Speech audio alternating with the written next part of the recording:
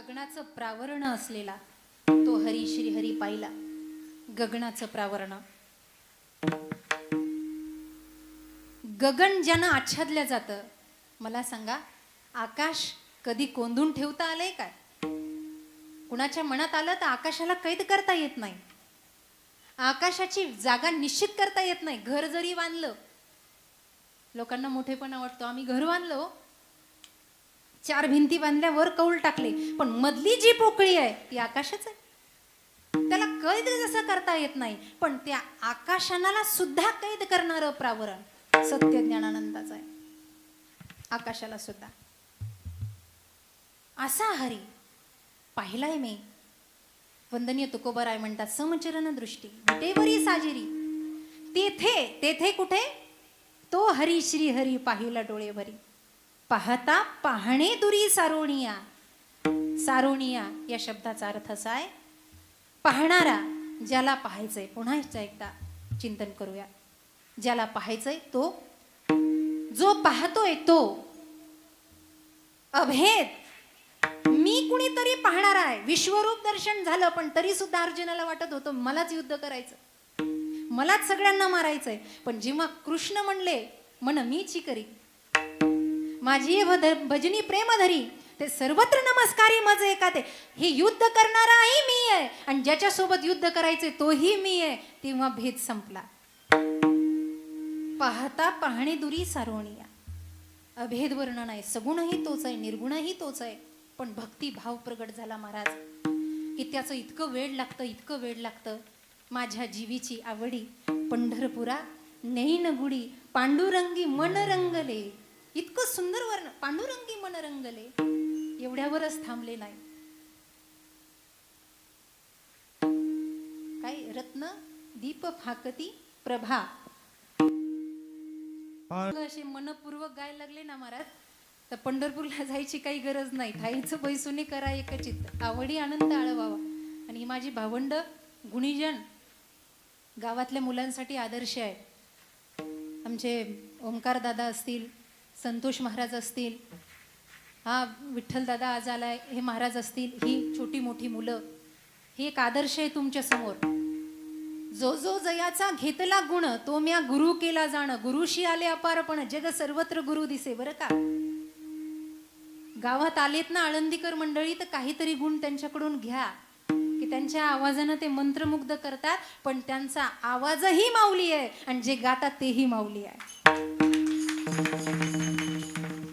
हा भेद आहे. अगणित लावण्य तेज पुंजाळीत, न वर्णमे तिथीची शोभा. त्याला पाहिलं की वेळ लागतं, पण त्याला पाहावं कसं? अंतरकरण पूर्वक, भावभक्तीपूर्वक. संतासाठी तो काही काही वेळेला प्रगट झाला आणि साधारण लोकांनी पाहिलं तरीही त्याला वेळ लागलं. पश्चिम महाराष्ट्रामध्ये दुष्काळ पडला म्हणे, आणि दुष्काळामध्ये दामाजी शेठींना दया आली. फार या इतिहासातल्या गोष्टी आहेत, आपण ऐकलेल्या असताना. आपण जनार्दन स्वामीच्या सानिध्यातली लेकरं आहात, त्यांच्या कुशीतली आपण सर्वजण आहात. आपण बाळ आहात, मोठ्या संतांच्या सानिध्यातली आहात. आपण हे संवाद, इतिहासाच्या या कहाण्या आपण निश्चितपणे ऐकल्या असतील. पश्चिम महाराष्ट्रामध्ये दुष्काळ पडला तेव्हा मोगलाई सत्ता होती. मोगल बादशाह राजगादीवर बसलेला होता. दामाजी शेठींना असं वाटलं, नामदेवांच्या पिताश्रींना असं वाटलं, नामदेव रायासारखा मुलगा माझ्या पोटी जन्माला आला. मी एवढं हरी कथा कीर्तन ऐकतो, गातो, भजन करतो, आणि माझ्या देखत लोक उपाशी राहायला लागले. काय होईल ते पाहता येईल. पण आता या बादशहाला न सांगता याचा भंडार फोडायचा आणि त्याच्यातलं धान्य गोरगरिबांना वाटून टाकायचं. तो भंडार फोडला महाराज. ती खोली काय असेल तो फोडली आणि त्यातलं धान्य काढलं आणि गोरगरिबांना वाटून दिलं आणि कृतकृत झाले. संतांना दुसऱ्याला दिलं की बरं वाटतं. आणि जे आपण खातात ते संत नसतात, असंत असतात. आप खाने में मजा नहीं, औरों को खिलाने में मजा है. स्वतः खाण्यापेक्षा दुसऱ्याला खाऊ घालून बघा, पोट किती भरतं. दामाजी शेठीने वाटून टाकलं. पण काही लोक म्हणायला लागले, आता बादशहाचं काय? उडत उडत खबर गुप्तचरांकडून बादशहाच्या कानावर गेली आणि बादशहानं तिकडून आदेश सोडला, दामाजी को पकड लो, पकडा त्याला. फासावर द्या त्या दामाजीला. मला न विचारत त्यानं हे धाडस केलंय. कुणी आदेश दिला, कुणी जबाबदारी दिली? सगळीकडे पेहराव झाला, सगळीकडे घोषणा झाली, काय करावं. पण त्या काळामध्ये दामाजी शेट्टींना फाशी झालं, त्यांना शिक्षा भेटली, म्हणजे अपमान कुणाचा आहे? उत्तर द्या, झोपू नका. अरे भक्ताला शिक्षा भेटली तर अपमान कुणाचा? भगवंताचा आहे. त्यानं विचार केला, संसाराची राख रांगोळी करून ही संत माझ्या मागे फिरतात, यांच्याशिवाय करमत नाही म्हणून वैकुंठावरून मी खाली येतो आणि आज माझ्या दामाजीला शिक्षा मिळणार नाही. नाही, मला काहीतरी करावं लागेल. आणि म्हणून पांडुरंग निघाले महाराज. पांडुरंग निघाले बादशाच्या दरबाराकडे आणि गावाच्या बाहेरच एका गरीबाचं घर होतं आणि ते दारातच उभा होतं. माळकरी माणूस होता, चांगला सज्जन होता, दारात उभा होता. आता मला सांगा, देवाला पाहिल्यावर त्याची अवस्था कशी झाली असं? आता येडं झालं हो, येडं. ते पाहतच राहिलं देवाकडे, त्याला काही सुचेच ना. 1000 सूर्यांचं तेज एकाच वेळेला जमिनीवर उतरल्यासारखं दिसलं आणि पटकन तो पायाजवळ लागला, दंडवत केला, लोटांगण घेतलं. देवा, काय पुण्य माझं तुम्ही दर्शन केलं. देव म्हणले, पुण्य बिण्य तसलं काही नाही, मग तुझ्याकडं काम आहे म्हणून आलो. रडायला लागला. देवा, तुझं काम आणि माझ्याकडे? हा देवही असा वेडा खोळा आहे, कुणाला कसा नादी लावेल कळत नाही. तुझ्याकडे काम आहे म्हटलं. माझं काय काम आहे? काही नाही, माझे कपडे तू घालायचे आणि तुझे कपडे मला द्यायचे. माझ्या दामाजीला वाचवण्यासाठी मला दरबारात जायचं, त्याचे कपडे देण्यासाठी तो. अहो देवा, पण माझे कपडे? आता वेळच तशी आहे, आता नाही म्हणू नको बघ. काहीतरी पुण्य त्याचं असावं. देवानं त्याचे कपडे घातले आणि देवाचे कपडे त्यानं घातले, पण देवाचे कपडे घालून सुद्धा ते चांगलं दिसत नव्हतं, एवढा देव चांगला दिसत होता. म्हणून एक गोष्ट लक्षात ठेवा, कपडे बदलल्यानं सौंदर्य कधी बदलत नसतं. सौंदर्य हे मूळचंच असावं लागतं. जगामध्ये 2च रंग आहेत, एक काळा आणि एक गोरा. आणि जगात ज्याला सगळ्यात सुंदर दिसायचं असेल त्यानं अगोदर आपलं मन चांगलं करावं, नटायची गरजच नाही महाराज. आपोआप सौंदर्य निखळतं. चेहऱ्यावरचा भावच सांगतो याचं मन कसं आहे. कपटी माणसाचे तोंड बघा ना, एक भुवई खाली, एक भुवई वर, तोंड असं की जसं दहाव्याला आलंय. वरून म्हणतं, क्या करू मेरी सूरत ही ऐसी आहे. असं वाटतं मरावं पण याचं तोंड पाहू नये. अशी माणसं जर कीर्तनात समोर बसली तर त्यांचं तोंड पाहून कीर्तन पडत. माझे नशिबाला आज चांगली आहेत. कपडे बदलल्यानं आणि रंगरंगोटी केलं. काही काही लोक ते मेकअप करायचं शिकले, कसले ब्रश लावतेत आणि कसले नाही. बरं, रुमालानं पुसलं की सगळं रुमालाला लागतं. गरज काय? जे दिलंय तसं राहावं ना. देवाच्या कारकिर्दीमध्ये गडबड घोटाळा केला की काम फसलं म्हणून समजायचं. जसं त्यानं बनवलंय, काळं बनू गोरं बनू, कसं त्यानं जसं रूप दिलंय तसं छान आहे. आणि ते ठेविले आनंद ते यानं राहिलं तर ते गोऱ्यापेक्षाही उठून दिसतं महाराज, गोऱ्यापेक्षाही उठून दिसतं. नका रे विठ्ठल हसू सगळे.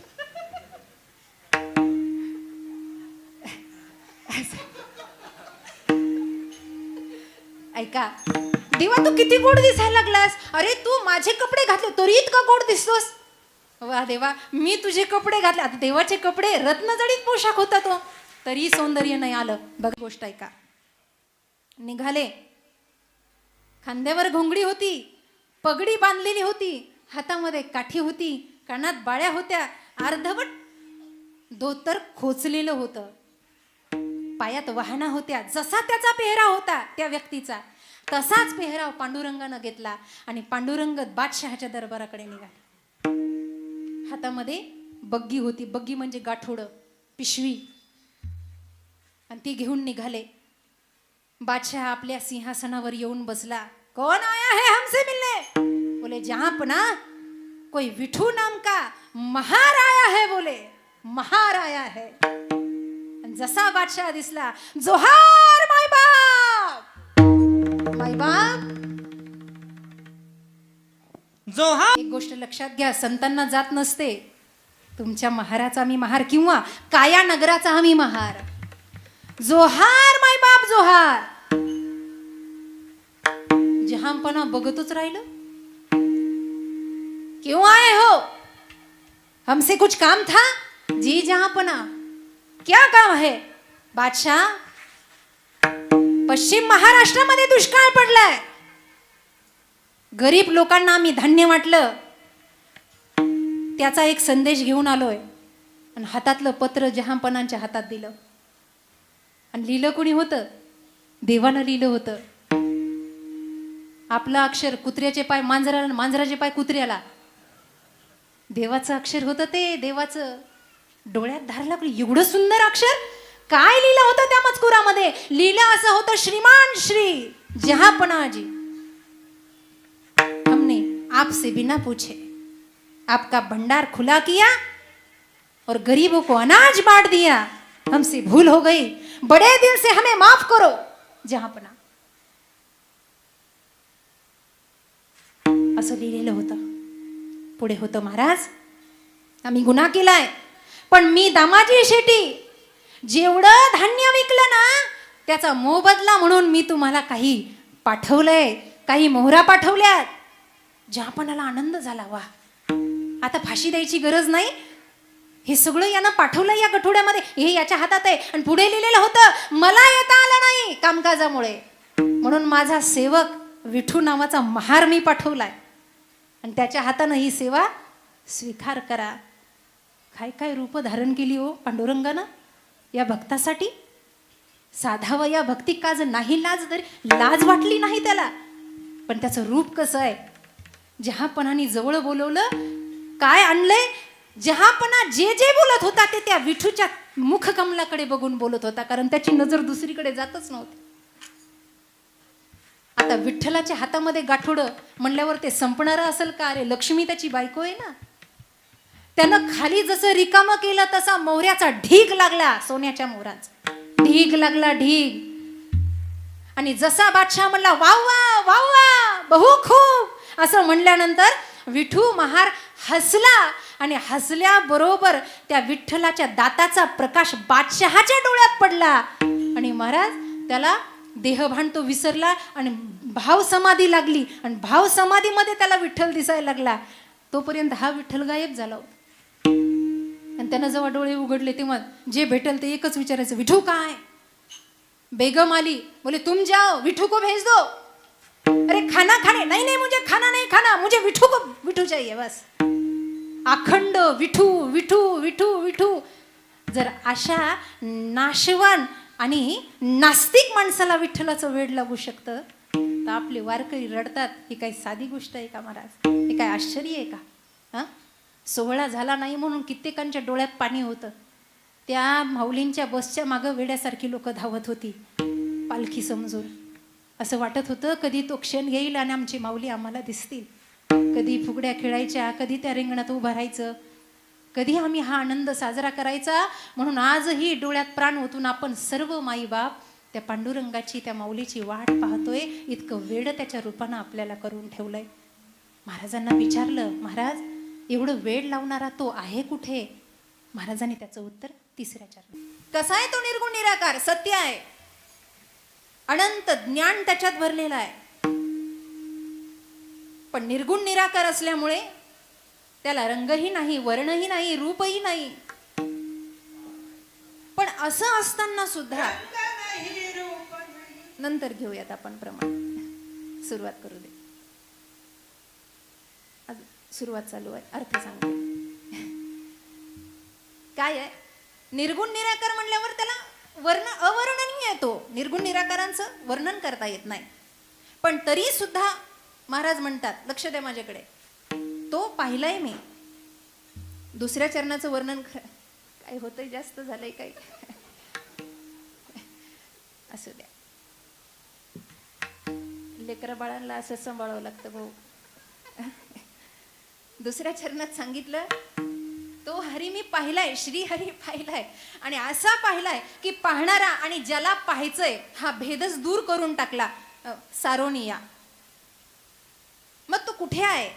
ज्ञानदेव शेवटच्या चरणामध्ये म्हणतात, ज्ञानदेव म्हणे ज्योतीची निज ज्योती, कुठे आहे महाराज तीही उभी मूर्ती विटेवरी. विठ्ठल विठ्ठल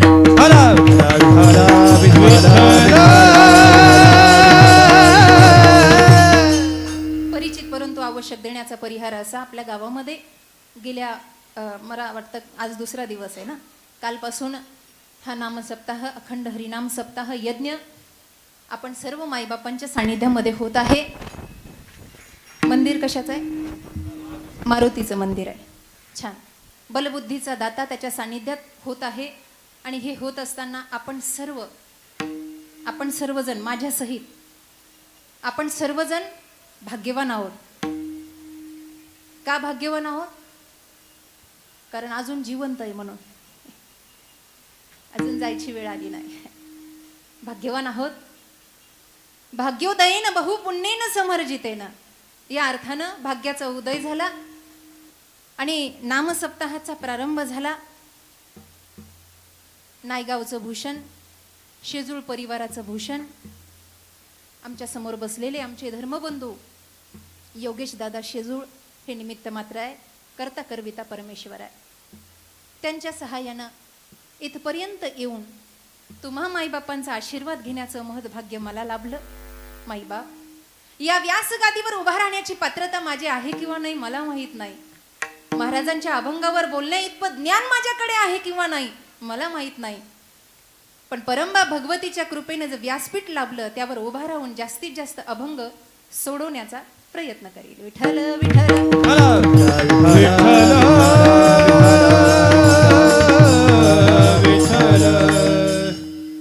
जगातलं सत्य माणसाला कळालं पाहिजे.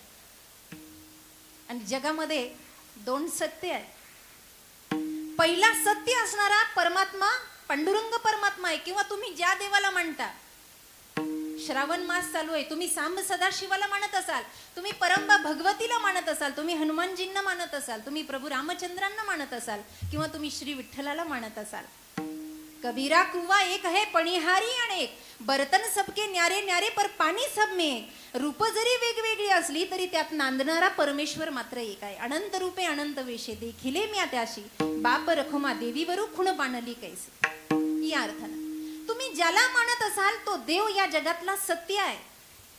सत्य तू सत्य तू सत्य तू विठ्ठला, का दाविला जगदाकारा.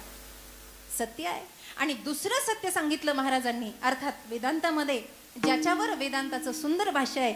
ब्रह्म सत्य जगत मिथ्या जीव ब्रह्मैव नापरा. या जगातलं ब्रह्म मृत्यू, या दोन गोष्टी जर आपण त्याचं यांची ठराविक जागा करावं. अच्छा अच्छा, पहा आहे बरं, द्या लक्ष माझ्या. मला वाटलं का उठताय, असू द्या.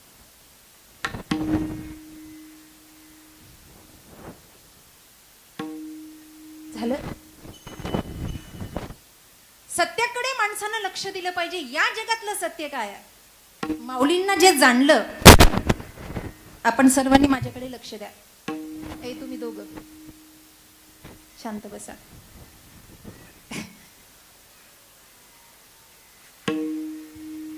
तुमचं काय गोंधळ चाललाय यांच्या लक्षात येऊ देऊ नका.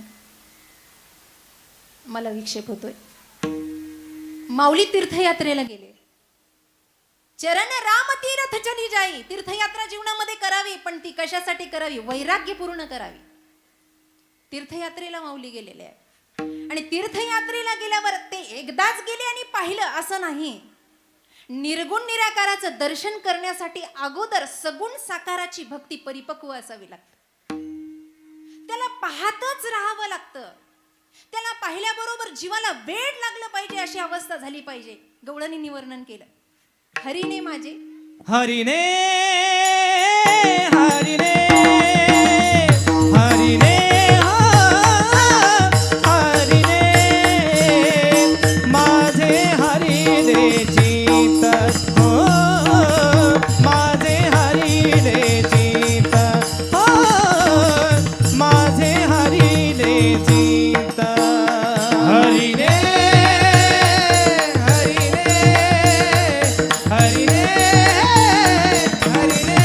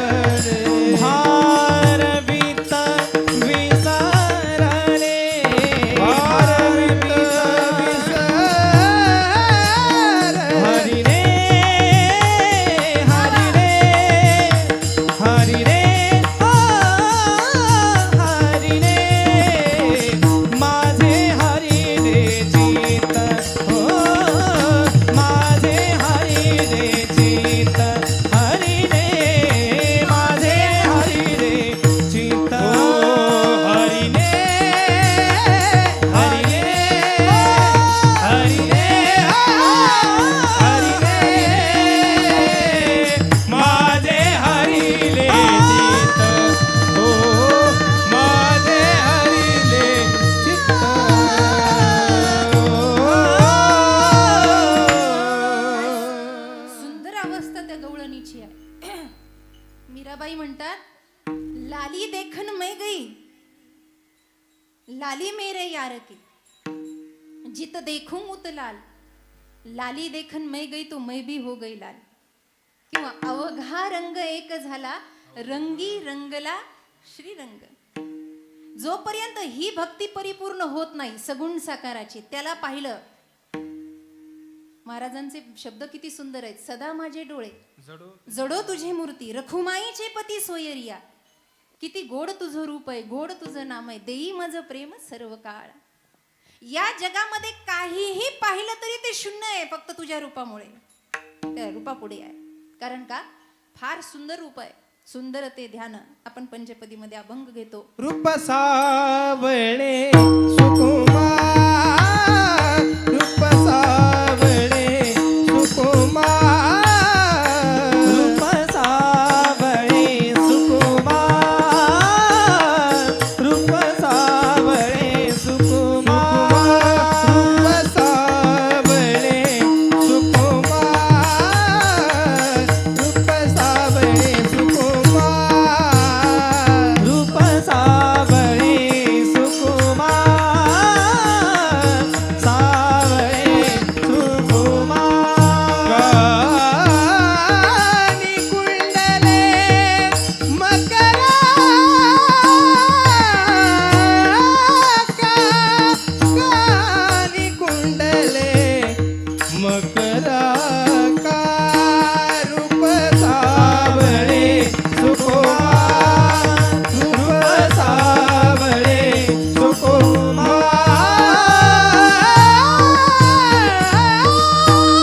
रूप सावळे सुकुमार. सावळ आहे पण सुकुमार आहे. रूप कसं आहे, सावळ आहे. जनी दृष्टी लागो तुझ्या सगुणपणा, जेने माझ्या मना बोध केला. आणि काय झालं, अनंत जन्मीचे विसरलो दुःख, पाहता तुझे मुख पांडुरंगा. एकदा देवाला पाहिलं की मुख प्रसन्न होतं. देवाचा मुखमंडळ प्रसन्नच आहे. पण तुम्हाला बघायचं असेल चमत्कार तर पांडुरंगाच्या दर्शनाला जात असताना ज्यांनी दर्शन नाही केलं त्यांचा चेहरा बघा, आणि ज्यांनी दर्शन केलं त्यांचा चेहरा बघा. फरक लगेच जाणवतो. देवाला पाहिल्याचं समाधान मनामध्ये आहे. ते सुंदर साजीर रूप पाहण्याचं समाधान मनामध्ये आहे. आणि म्हणून त्याला पाहिलं की स्वरूप सुद्धा आनंदमय होतं. म्हणून संत म्हणतात, ज्याचं ध्यान केलं त्याचं स्वरूप प्राप्त होत असतं. सत्याचं ध्यान कराल स्वरूप सत्याचं प्राप्त होईल. विठोबाचं ध्यान कराल स्वरूप त्याचं प्राप्त होईल. देखावा करायचा नाही. रूप सुंदर आहे. त्या रूपाकडे बघितलं सगुण साकार. एका ठिकाणी महाराज म्हणतात, सगुण आणि निर्गुण यामध्ये भेदच नाही. तुझ सगुण म्हणो की निर्गुण रे, तुझ सगुण म्हणो की निर्गुण रे, सगुण म्हणो की निर्गुण, तुझ सगुण म्हणो की निर्गुण रे. गुण निर्गुण एक गोविंदो रे, सगुण निर्गुण एक गोविंदो रे, तुझ सगुण म्हणो की निर्गुण रे, तुझ सगुण म्हणो की निर्गुण रे, तुझ सगुण म्हणो की निर्गुण रे, तुझ सगुण म्हणो की निर्गुण रे.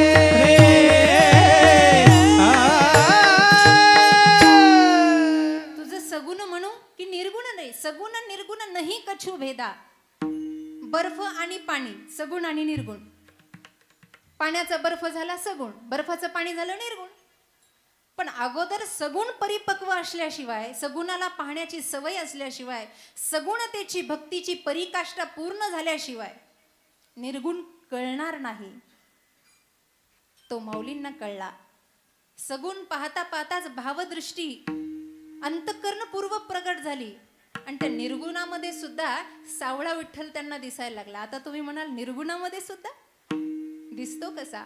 उपाधीचा नाश झाला की तो निर्गुणही दिसतो, फक्त त्याचं वर्णन मात्र करता येत नाही. आणि वर्णन करायचंच असेल तर त्याला माऊली ज्ञानोबा राय पाहिजे. अभंगाचं प्रथम चरण. सत्य ज्ञानानंत गगनाचे प्रावण सत्यनारायण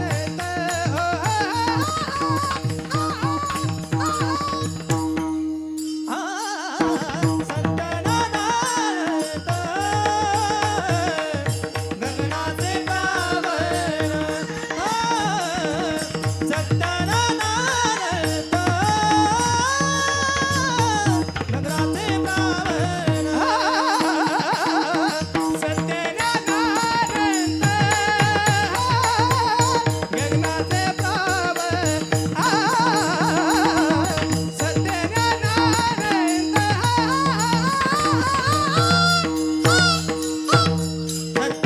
सत्यनारायण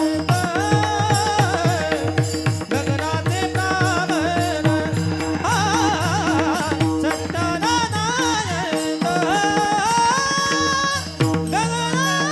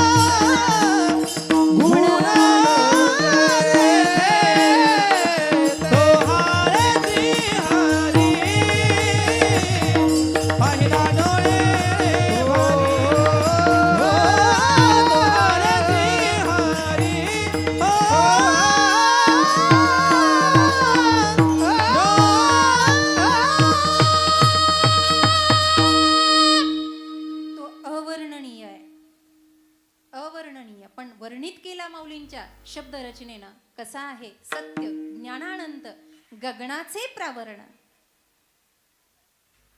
तो सत्य आहे कारण तो बाधित होत नाही म्हणून सत्य आहे. त्याचा नाश होत नाही म्हणून तो सत्य आहे. तो स्वयं प्रकाशित आहे म्हणून तो सत्य आहे. बाकी सगळं असत्य आहे. त्याला स्वतःचं अधिष्ठान आहे म्हणून तो सत्य आहे. त्याला स्वतःच्या अधिष्ठानाची निर्मिती करावी लागत नाही, आपल्याला करावी लागते. मनुष्य मात्राला स्वतःच्या अधिष्ठानाची निर्मिती करावी लागते. पदव्या लागलेल्या असतात. हबप आचार्य वेगवेगळ्या पद्धतीचे मंत्री संत्री तंत्री सगळं का बाधित झालो आपण. तो बाधित नाही म्हणून त्याला पद नाही. आणि नाथांनी वर्णन केलं. आता म्हणा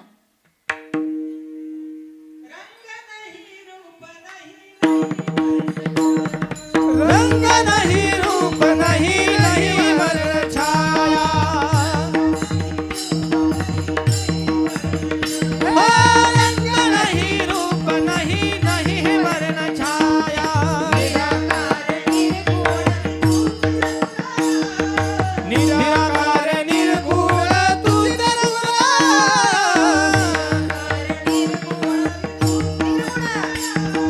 निराकार निर्गुण तू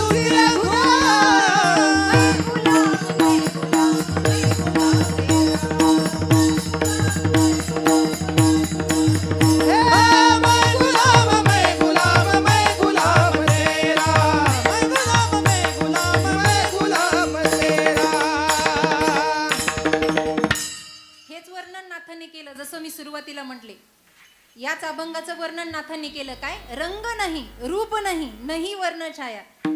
आता यावरचं प्रमाण रामायणातलं ऐका. निर्गुण निराकाराचं ज्या वेळेला बालकांडामध्ये शंकर पार्वतीचा संवाद चालू असताना त्यांनी सांगितलं सगुण साकार येणार महादेवा, पण तो निर्गुण कसा आहे. बिनु पद चलई सुनई बिनु काना कर बिनु करम करहि विधि नाना करहि विधि नाना. बिनु पद चलई सुनई बिनु काना काना कर बिनु कर्म करही विधी नाना आनन रहित सकल रस भोगी बिनु पाणी बघता बघता बघ जोगी. आता हे हिंदीत कळणार नाही, मराठीत ऐका. बिनु पद चलही, निर्गुण निराकाराचं वर्णन आहे, फार सुंदर वर्णन आहे. सर्वेंद्रियाचे कान करून ऐका बायांनो. बिनु पद, पद या शब्दाचे दोन अर्थ होतात. किती होतात?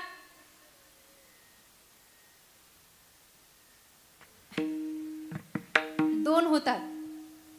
पद म्हणजे पाय आणि पद म्हणजे प्रतिष्ठा, खुर्ची. बिनु पद चलई म्हणतात, तो बिना पायांचा चलतो. कोण? निर्गुण निराकार. बिनु पद चलई, पाय आणि पद या दोन्हीची गरज ज्याला नाही त्याला देव असं म्हणतात.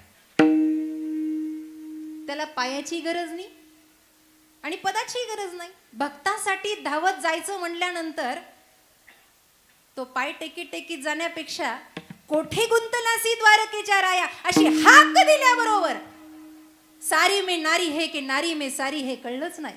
त्याला पायाची गरज नाही, लगेच तो धावत येतो. पायाची गरज नाही. दुसरी गोष्ट, त्याला पदाची गरज नाही, खुर्चीची गरज नाही. माणसाला दोन्हीची आवश्यकता आहे. माणसाला पाय नसतील तर मंदिराकडे कसे जाणार? कीर्तनाला कसे जाणार? शेतामध्ये कसे जाणार? बाहेर गावी कसे? नाही जाऊ शकत. माणसाला पदाची पण गरज आहे. म्हणून भिकाऱ्यासारखं आयुष्यभर पदासाठी धडपड करत असतं. नाही आमदार खासदार, निदान सरपंच तरी. नाही सरपंच, गावचा पाटील तरी. नाही पाटील तर गणपती मंडळाचा अध्यक्ष तरी. काहीतरी द्या हो माझ्या वाट्याला. पदासाठी भीक मागतं. पदाशिवाय माणसाचं चालत नाही. पण देवाला पद लागत नाही. पेपर वाचता का तुम्ही सगळे? असं राग राग पाहू नका. हो म्हणा नाही तर नाही म्हणा. पेपर वाचता. पेपर मध्ये कधी असं वाचलं का? माजी आमदार प्रभू रामचंद्र, माननीय खासदार भगवान शंकर, उपमुख्यमंत्री भगवान गणेश, ऐकलंय असं कधी? अरे त्याला पदाची आवश्यकता नाही. बिनु पद चलई. सुनई बिनु काना, गोस्वामी तुलसीदासजी म्हणतात, सुनई बिनु काना. त्याला कान नाही तरी तो ऐकतो. कुणाकुणाचा ऐकतो? मुल्ला होकर बाग पुकारे वो क्या साहिब बहिरा है, चीटी के पाँव में घुंघरू बांधे तो भी अल्लाह सुनता है. राम भजन तू कर ले प्यारे काहे मगरूरी करता है, कच्ची मिट्टी का बंगला तेरा पाव तलक में गिरता है. मुल्ला होकर बाग पुकारे वो क्या साहिब बहिरा है. मुंगीच्या पायात घुंघरू बांधले तरी त्याला आवाज जाईल. आता मुंगीचे पाय केवढे? हो म्हणले ना काही काही जण. मुंगीच्या पायाचं वर्णन करता येईल काय?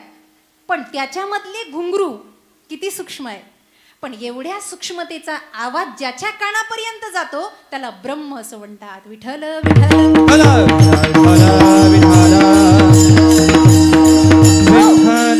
बिनु पद चलई सुनई बिनु काना. तिसरं सांगितलं, कर बिनु कर्म करही विधी नाना. त्याला कर नाही. काय नाही?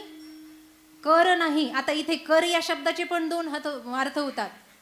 कर म्हणजे काय? हात. आणि कर म्हणजे काय? GST. देवाला दोन्हीची गरज नाही. माणसाला दोन्ही आवश्यक आहे. त्याला हाताची द्यायचंच म्हणलं तर तो काय हाताची वाट बघेल काय? एक एक मुठ्ठी सुदामाचे पोहे जसे जसे तोंडात टाकले तसं त्रिभुवनाचं राज्य त्या सुदामाला देऊन टाकलं. त्यानं काय हाताची वाट पाहिजे काय? नाही नाही, पाणी घ्यावं लागेल आणि संकल्प सोडावं लागेल. गरज नाही त्याला हाताची. त्याला कराची गरज नाही. दुसरी गोष्ट, त्याला व्यावसायिक कराची आवश्यकता नाही. पण माणसाला दोन्हीची गरज आहे. माणसाला हात नसतील, खाण्यापिण्याचं अवघड होईल. माणसाला कर भरावा लागतो. कर भरावा लागतो. आता ओघात आलो म्हणून बोलून जाते. प्रत्येक गोष्टीचा कर आहे. पण निसर्ग इतका महान आहे की त्याचा कर माणसाला भरता येत नाही. लाईट बिल आहे, घरपट्टी आहे, नळपट्टी आहे. पण मला उत्तर द्या बसलेल्यांनी, ज्यांना परमार्थ आवडत नाही, जे पहिल्यांदाच कीर्तनाला आले, ज्यांनी कधी देव मानला नाही आणि ज्यांच्याकडे पैशाचा माज आहे, अशा लोकांनी लक्षपूर्वक ऐका. उद्या जर सूर्य तुमच्या दारात उभा राहिला आणि म्हटला जन्मल्यापासून आतापर्यंत जेवढी ऊर्जा वापरली त्याचं बिल काढ, तर कोणत्या खात्यातून द्याल? कोणत्या बँकेतून द्याल? उद्या नदी आली आणि पाण्याचा कर मागायला लागली, कुठून द्याल पैसे? उद्या वारा आला, कितीही येशा लावल्या तरी तेवढा वारा मिळणार नाही. एवढा वारा त्यानं मोफत दिलाय, त्याचा कर कुठे चुकवा?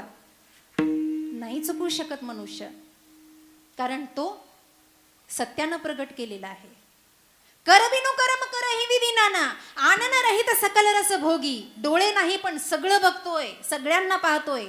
ऑफिसच्या बाहेर किती लिहिलेलं असेल, परवानगी शिवाय आत येऊ नका, पण आत काय चाललं त्याला दिसत नाही काय? आनन रहित सकल रस भोगी आणि बिनू बाणी बघता बघता बघ जोगी. याचा अर्थ असा आहे, निर्गुण निराकाराला वाणी नाही, पण तो बोलतो, आणि जेव्हा तो सगुणामध्ये बोलतो तेव्हा श्रीमद भगवद्गीता प्रगट झालेली असते. असं आहे, फार मोठं तत्व या सत्यांचं आहे. म्हणून सत्य कधी बाधित होत नाही आणि सत्याला कुणी बाधित करत नाही. म्हणून मानवीय जीवनामध्ये सत्याचा अध्यास असणं आवश्यक आहे, अभ्यास असणं आवश्यक आहे, चिंतन असणं आवश्यक आहे. कारण का, सत्य हे सत्य आहे, सत्याला कुणी बाधित करत नाही. खोटं फार काळ टिकून राहत नाही, सत्याला स्पष्टीकरण द्यायची गरज नाही. उदाहरण सांगते, फारच तोंड पडले, डोक्याच्या वरून चाललंय काही काहीचे. आता काय करू, जास्त नाचता येत नाही, जास्त गाता येत नाही मला, जसं शिकवलं तसं कीर्तन करते. काय झालं, मंदिराच्या पायऱ्यावर एक भिकारी बसलेला होता. खोटं कधी लपून राहत नाही.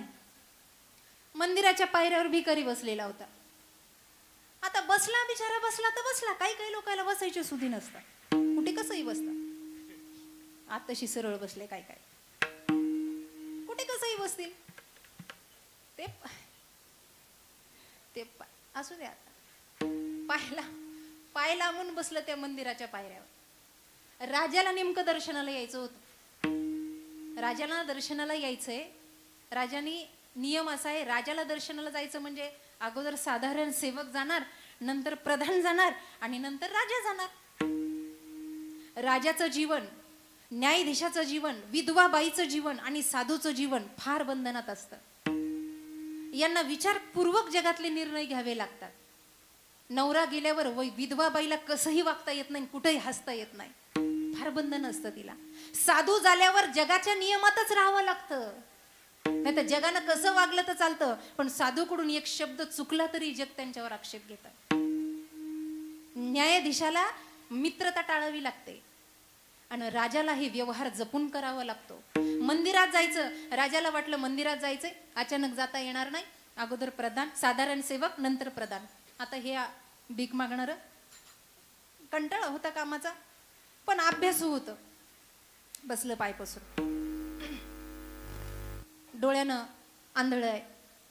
सेवक आला आणि सेवक आल्याबरोबर ते मध्येच बसलेलं असल्यामुळे सेवकानं त्याला आवाज दिला, ए आंधळ्या, अरे ते पाय काढ. येणाऱ्या जाणाऱ्यांनी काय तुझ्या पायाला लाथा मारायच्या का? लाथा खायला बसला ती, नाही तर उठून दुसरीकडे बस. असे शब्द ऐकल्याबरोबर तो अंध व्यक्ती बोलायला लागला आणि तो म्हटला, श्रीमान, आपण राजाचे सेवक आहात वाटतं. सैनिकाला वाटलं हे जादूटोना तर करणार नाही, याला कसं कळलं मी सेवक आहे. ठीक आहे, तो निघून गेला. मंदिराचं सगळं काम बघितलं, कशी स्वच्छता वगैरे वगैरे. घरी आला, राजवाड्यात आला. नंतर प्रधानाची स्वारी होती, काम कसं झालं हे बघायला. राजाला यायसाठी सगळी तयारी आहे का म्हणून प्रधानजी येऊ लागले. हे तसंच बसलेलं होतं. पुन्हा प्रधानानं आवाज दिला, अहो मान्यवर, थोडेसे पाय आवरून बसता का? हे वाक्य ऐकल्यावर त्या आंधळ्याच्या तोंडून शब्द निघाले, आपण प्रधान आहेत वाटतं. म्हटलं, अरे छे, सेवक मागच होता, यानं मलाही ओळखलं आणि यालाही ओळखलं. हा नक्की याला काहीतरी येत आहे, पण असू द्या, दुर्लक्ष केलं. काय झालं, या दोघांची पाहणी झाली ना. आता राजाचं आगमन झालं. राजा जसा जसा जवळ येऊ लागला, हे तसंच बसलेलं होतं.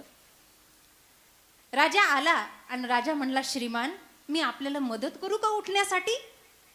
या ठिकाणावरून त्या ठिकाणावर आपण प्रस्थान करू पाहता का? काही मदत करू? I can help you. मदत करू मी? त्यानं लगेच तोंडातून शब्द काढले, तुम्ही या राज्याचे राजे आहात ना? आता तर महाराज त्या सैनिकाच्या डोक्यात चक्करच यायला लागली. हे कसं काय ओळखतं, याला दिसत नाही काय? ओळखतं कसं? त्यानं हळूच राजाच्या कानात सांगितलं, अहो मी आलो, यानं मलाही ओळखलं, प्रधान आले, प्रधानालाही ओळखलं, आणि तुम्ही आलात, तुम्हालाही ओळखलं. हा चमत्कार झाला कसा? खोटं लपत नाही, यावर हा दृष्टांत आहे. पुढे बाकी आहे. राजानं दर्शन करून आल्यावर त्याला विचारलं, का हो म्हणले तुम्ही मलाही ओळखलं, प्रधानालाही ओळखलं आणि सेवकालाही ओळखलं, कसं काय? तो म्हणला, सेवक आल्यावर त्यानं मला फार शब्द वापरले असे, हे आंधळ्या उठतो का इथून, नीट बसता येत नाही का, अशा कॅटेगरीतला फक्त सेवकच होऊ शकतो, त्याला मोठं पद भेटू शकत नाही. मोठं पद घेण्यासाठी विनम्रताच असावी लागते. मोठं होण्याच्या मागे लागलं तर मोठं कधी होणार नाही, पण जर विनम्रतेनं झुकलात तर जग आपोआप मोठं करेल, यात काही संशय नाही. म्हणून मी ओळखलं. बरं, प्रधानाला कसं ओळखलं? प्रधानजी मला थोडंसं चांगल्या भाषेत बोलले, तिथपण त्यांचं पद बरं आहे. मग मला कसं ओळखलं? अहो तुमच्या भाषेत काही संशयच नाही, ती राजाची भाषा, विनम्रतेची भाषा, तुमच्या अंगापिंडांना शोभणारी भाषा, म्हणून मी तुम्हाला ओळखलं. प्रधानानं कानात सांगितलं राजाला, राजा हे आंधळ आहे पण लई कामाचं आहे, हेच काम इथे नाही आहे, याचं काम आपल्या राजवाड्यात आहे, म्हणून याला घेऊन चला. राजानं लगबगीनं आदेश दिला आणि आंधळ्याला घेऊन सगळेजण राजवाड्यात गेले. आता राजवाड्यात गेल्यानंतर राजानं सांगितलं, याच्या सेवेमध्ये 2-3 जण राहा रे म्हटले. 2-3 जण सेवेमध्ये, त्याचं खाणं पिणं झोपणं. आता राजाच्या दरबारात कसली कमी आहे, एकदम ऐशोआरामध्ये थाटमाट सगळा चालला होता. काही दिवसानं त्या दरबारामध्ये शिंपल्यातले खरे मोती विकणारा एक साव आला. ते सावकाराला पाहिलं, त्या व्यापाऱ्याला पाहिल्यानंतर राजा एवढा आनंद झाला, त्यानं लगे ते शिंपलं पण दाखविलं, ते मोती पण दाखवले, म्हटले हे शिंपल्यातले खरे मोती आहेत आणि एवढ्या एवढ्या 1000 मोहरा होतील, हे सगळं होईल. प्रस्ताव झाला, व्यापार ठरला, व्यवहार झाला. आता मोहरा द्यायच्यात, पैसे द्यायचे. त्याच वेळेला प्रधानाला सुचलं. प्रधान हळूच राजाच्या जवळ आला आणि राजाला म्हणला, ते आंधळं काय कामाचं आहे, नुसतं खायला आणलं काय, नुसतं खायला आणलं म्हणे, आता त्याला पाहणी करायला आणा ना, हे खरं आहे की खोटं आहे म्हणून, त्याला सगळंच कळतंय ना, हे खरं आहे की खोटं पाहणी करायला आणा. आंधळ्याला 2-3 जणांना धरून आणलं बुवा त्या दरबारामध्ये. खरंच ते आंधळ लय गमतीचं होतं. द्यारे म्हणले, याच्या हातात शिंपलं दिलं आणि ती मोती दिले. मोती हातात घेतल्याबरोबर ते म्हणलं, महाराज अरे हे मोती घेऊ नका, हे रजयुक्त मोती आहेत, खरे मोती नाही, हे शिंपल्यातलेच आहेत. पण शिंपल्यातल्या मोत्याचे 2 प्रकार असतात. शिंपली बंद होता होता जर वाळूट आली आणि रजाचे वाळूचे कण जर काही आतमध्ये गेले तर मोत्याचा आकार लंबा होतो, लांब होतो. पण बिना रजाचे मोती बनले तर त्याचा आकार गोल राहतो, त्याला खरे मोती असे म्हणतात. एवढी रक्कम नाहीये या मोत्याची. व्यापाऱ्यानं डायरेक्ट लोटांगण घेतलं त्या आंधळ्याच्या पायावर, पोटावर पाय दिला, पण वाचवलं, म्हणला पाया पडतो. राजाला एवढा आनंद झाला आणि राजाला शाबासकी दिली त्या आंधळ्याला, आणि ते मोती घेतलेही नाही. सगळे गेल्यावर राजानं त्या आंधळ्याच्या सेवेमध्ये जे 2-3 जण होते त्यांना बोलून घेतलं, इकडे या, मला याला बक्षीस द्यावं असं वाटतं, यानं चांगलं काम केलं. काय बक्षीस द्यायचं? याच्या भातावर रोज 2 चमचे तूप वाढा आणि 2-2 लाडू जास्त वाढा.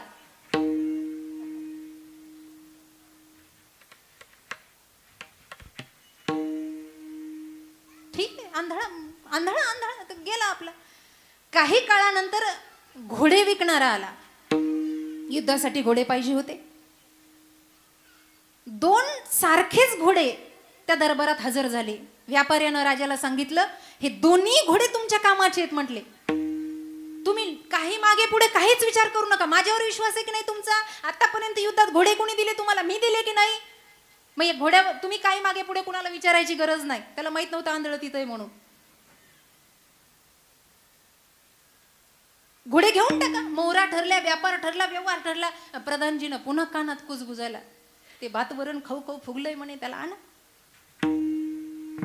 सांगा बघा घोडं कसं आहे.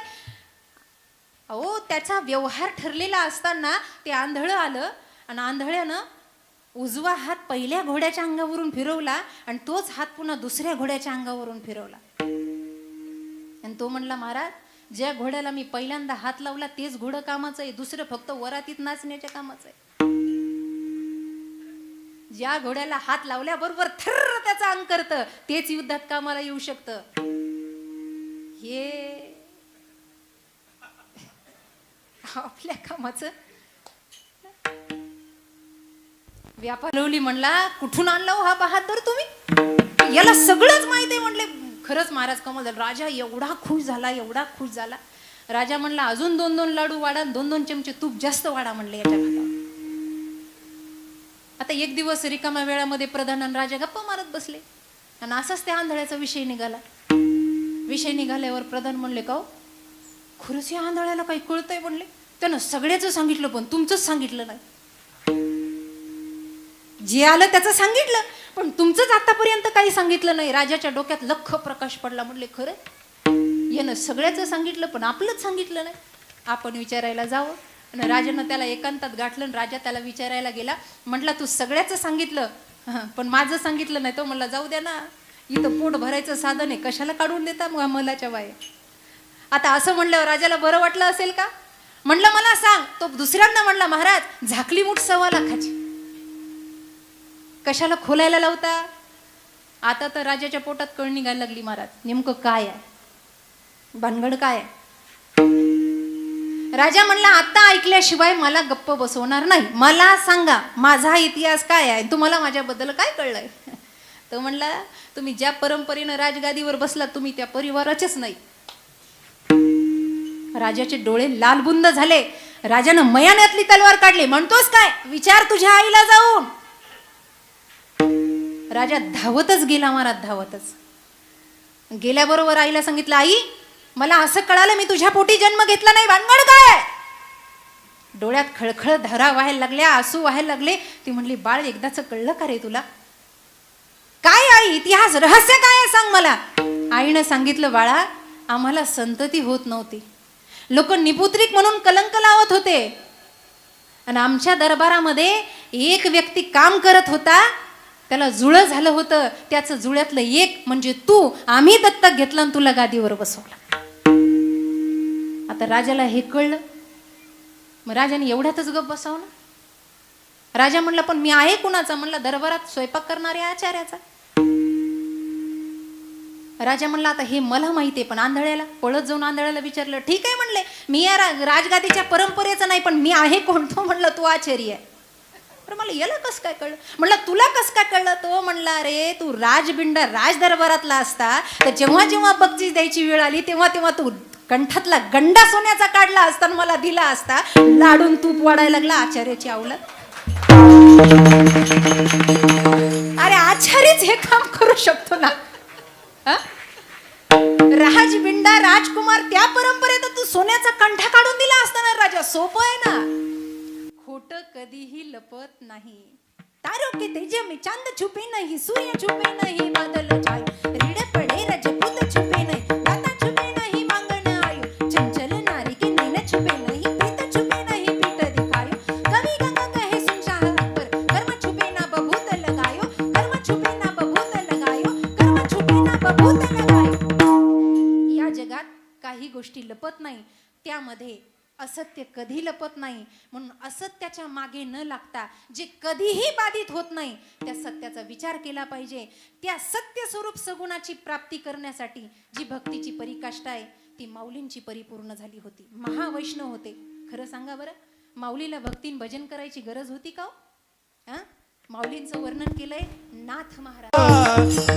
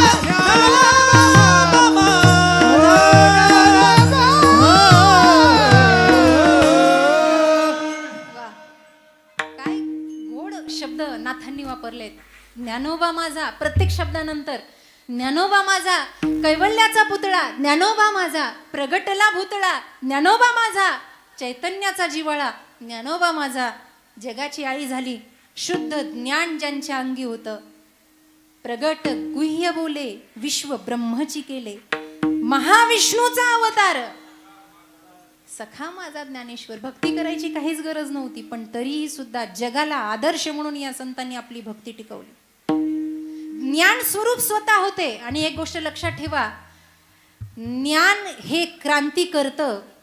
शब्द नीट ऐका, ज्ञान हे क्रांती करतं, पण शाब्दिक ज्ञान. आणि जर ब्रह्मज्ञान टिकवायचं असेल तर त्याला भक्तीची सांगड असावी लागते, नाहीतर ज्ञानानंतर अभिमान येतो.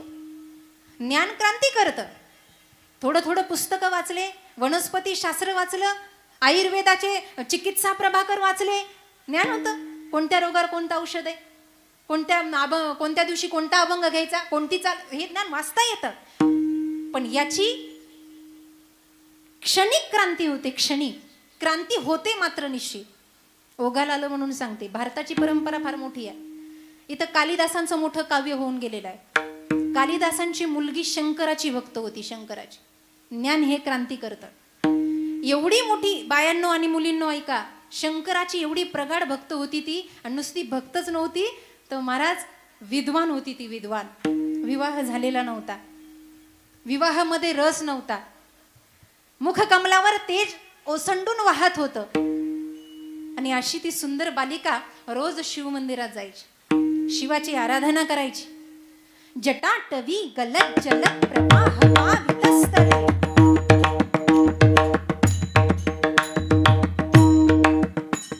जटाटवी गलत जलत प्रवाह पावितस्थले, गले वलंब्य लंबिता भुजंग तुंग मालिका, डमट डमट डमट डमट निनाद वड्ड मरवय, चकार चंड तांडव तनोतु न शिव शिव, चकार चंड तांडव तनोतु न शिव शिव, चकार चंड तांडव तनोतु शिव शिव. जटाटवी गलत जल, हे तांडव स्तोत्र आहे, रावणानं तयार केलेलं आहे. हे ती गायची आणि आराधना करायची. एवढी सुंदर दिसत असल्यामुळे गावातलं एक कामचुकार तिच्या मागं लागलं होतं. प्रेम करतो मी तुझ्यावर, विवाह करायचाय मला तुझ्यासोबत, मला हो म्हण बऱ्या बोलानं, नाही तर एक दिवस तुला उचलून घेऊन जाईल. ती त्याच्या धमक्यांना घाबरत नव्हती. बराच दिवस असं चाललं. एक दिवस तिच्या कालिदासाच्या काही मित्रमंडळ, वडीलधारी मंडळी, आजूबाजूला व्यापारी वर्ग बसायचे मंदिराचे. ते तिला म्हटले, रत्ना तू असं कर, उत्तर दे बरं. तू एवढी मोठी ज्योतिषामध्ये विद्वान आहे, तुला ज्ञान आहे, आणि ज्ञान हे जगात क्रांती करतं हे तुला माहित नाही का? ज्ञान हे क्रांती करतं, तू बोल. आणि तू बोलली की नक्की विजय प्राप्त होईल तुला, पण तू बोल. तिने एक दिवस ठरवलंच या तरुणाला बोलायचं. आता मोठ्याचं लेकरू होतं, एवढं बिघडलेलं होतं का एकही व्यसन असं नव्हतं की त्याला नव्हतं, वाया गेलेलं होतं महाराज. आलं तिच्या पाठोपाठ. सगळा आजूबाजूचा परिसर गच्च भरला त्या पोरीचं उत्तर ऐकण्यासाठी. नीट ऐका, तो तिला बोलायला लागला, आज मी तुला घेऊन गेल्याशिवाय राहणार नाही, तुला मी नेणार आहे. ती म्हणली, तू आणि मला नेणार आहेस? ऐक माझं उत्तर, आजपर्यंत तुला उत्तर दिलं नाही, आता मात्र माझं उत्तर ऐक. ती बोलायला लागली. उत्तर नीट ऐका, पोरी बसलेल्या, पाठ करून ठेवा. अरे दुसऱ्या, तिसऱ्याची अपेक्षा करतोस? मी 5ची 6वी आहे. तू 9 जरी दिलं आणि 11वं डोक्यावर जरी घेतलं तरी तुझ्या हाताला लागणार नाही.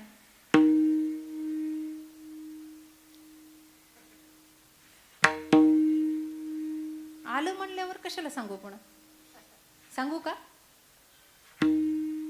योगेश महाराज काहीच बोलत नाहीत लोक. सांगू का? सांगू बर. अरे दुसऱ्या, तिसऱ्याची अपेक्षा करतोस? मी 5ची 6वी आहे. तू 9 जरी दिलं आणि 11वं डोक्यावर घेतलं तरी तुझ्या हाताला लागणार नाही. कोण बोलते? कालिदासाची पोरगी. कुणाला बोलते? त्या गावगुंडाला बोलते.